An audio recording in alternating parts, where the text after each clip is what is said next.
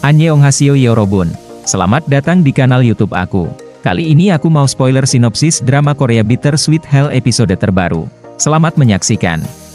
Episode 2 Bittersweet Hell dimulai dengan Yang Won dan Jae-jin menerima penghargaan atas pencapaian mereka di bidangnya masing-masing. Ketika pembawa acara bertanya apa arti keluarga bagi Yang Won, dia menjawab, "Bagi saya, keluarga adalah penyelamat." Adegan kemudian beralih ke kilas balik ketika Hyewon menemukan ibu mertuanya Sagang bersukacita atas kematian suaminya.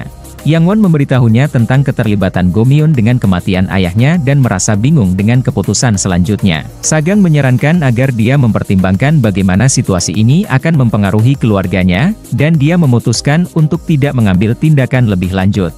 Oleh karena itu, dia mengucapkan terima kasih yang mendalam kepada ayah mertuanya dalam pidato penerimaannya, yang memujanya seperti anaknya sendiri. Banyak hal telah berubah pada keluarga Choi setelah kematian Go Myun, namun satu hal yang tetap konstan adalah kritik terhadap novel web Sagang.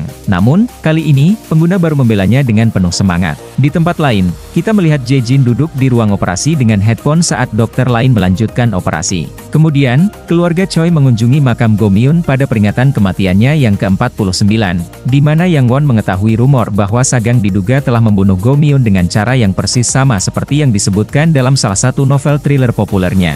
Yang Won menjadi curiga pada Sagang. Dalam salah satu sesi konselingnya, dia melihat nomor-nomor yang tertulis di foto keluarga yang dikirimkan kepadanya oleh pengirim anonim. Terlihat jelas dari gambar bahwa pelakunya mengincar keluarga Yang Won dalam urutan tertentu, dan target berikutnya adalah Jae-jin. Dia pergi untuk menanyakan tentang pengirimnya tetapi tidak berhasil.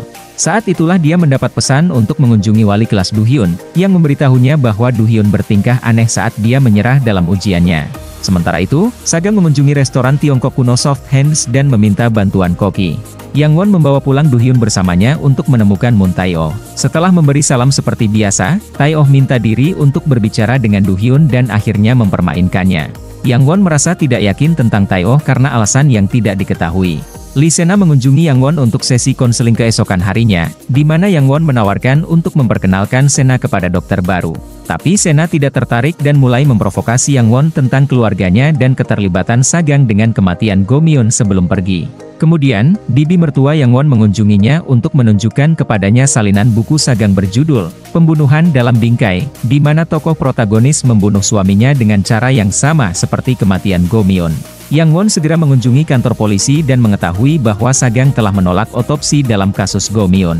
Dia berakhir di tempat kematian Go Myun dan menemukan Sagang bersembunyi di tempat yang sama, yang dengan ringan mengabaikan topik tersebut ketika Yang Won menanyainya tentang otopsi. Di tempat lain, sang koki bersiap untuk sebuah misi, dan terungkap bahwa dialah yang membela Sagang dari kritik terhadap novel webnya. Sementara itu, Yang Won sedang membaca novel saat Jae-jin masuk. Yang Won memberitahunya tentang boneka merpati tanpa kepala dan memintanya untuk berhati-hati. Jae-jin rupanya mengadakan kolokium keesokan harinya yang telah berlangsung selama lebih dari setahun.